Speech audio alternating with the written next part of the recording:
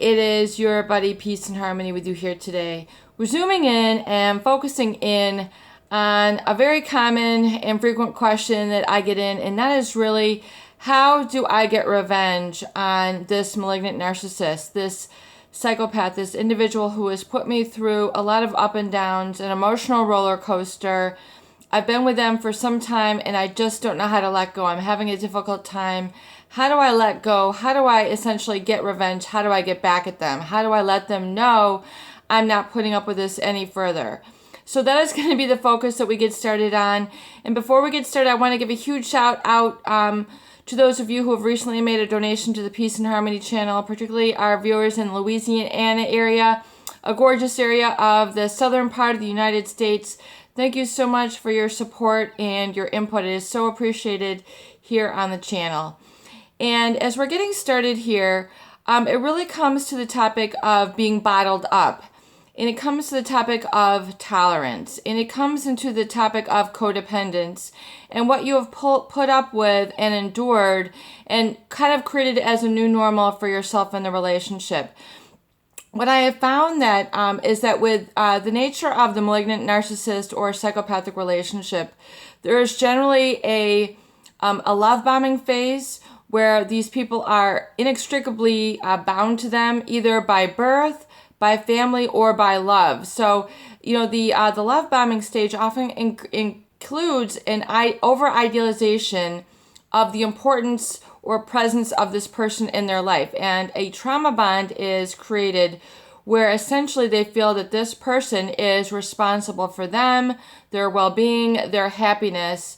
And because they are trying to prevent the outbursts or really to prevent them from losing them, people become in a stage where they mesh their boundaries with theirs, and they allow themselves to merge or blur their boundaries, their personal boundaries, their personal I am, their personal life purpose, their destiny, as intertwined with them and not independent, autonomous, or separate, or even kind of, you know, existing in the fact that, you know, you have a right to have a life, your feelings, your needs, and then the lines become blurred. So then the life then of life focus of this person then becomes on, how do I prevent this person from either being lost to me?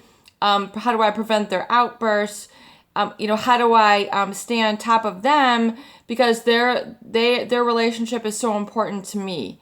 My life depends on it. So there becomes this over-idealization phase, and then the over-obligation phase, where then the boundaries are blurred, and then this person, the quote unquote codependent, then their life happiness becomes based on the presence of this person in their life or the presence of this person's happiness in their life. And so it becomes blurred, and the autonomy is not set up. The independence is not set up.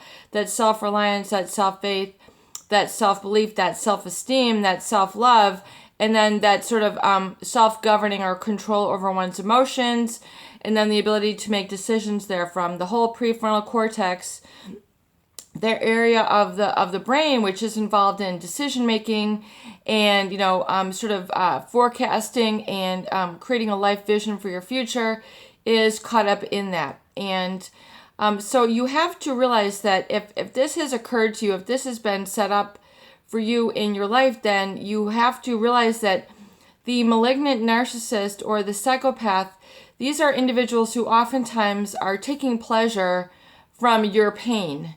So the cycle is going to be set up very strong, where, you know, your unhappiness might be part of the equation now, because of the brain scans and what we know of malignant narcissists and psychopathic individuals who don't have a conscience, who don't have guilt, who don't have remorse, but oftentimes, you know, have a severe degree of callousness, meaning they are unfeeling or do not have empathy, do not really kind of connect with your feelings, your needs, your wishes, your desires, that they're unfeeling to these.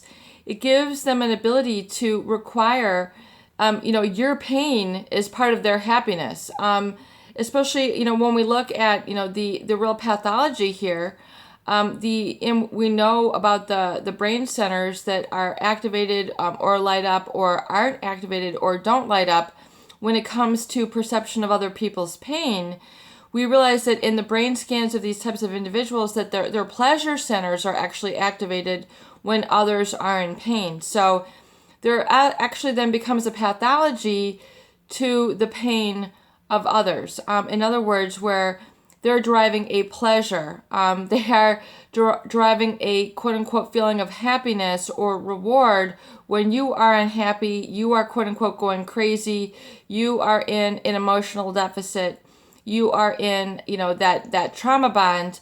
They come to feel a sort of pleasure or connection with people when you are down, so there becomes this dichotomy then, where then you're in a chemical where, your unhappiness is part of the keeping the glue of the relationship together. So, you're being unhappy in the relationship, you taking the back seat, you being less than this person becomes part of the equation. So if you have become habituated to this, or really what is kind of like an addiction, you need to realize that it's time for you to say no more. I'm no longer tolerating this. So just like an alcoholic or a drug addict who begins to tolerate a very depraved state of being or a very depraved state of living, their life can be a mess, their emotions can be a mess, things are all over the place, they're not bathing, they're not eating right, their emotions are chaotic.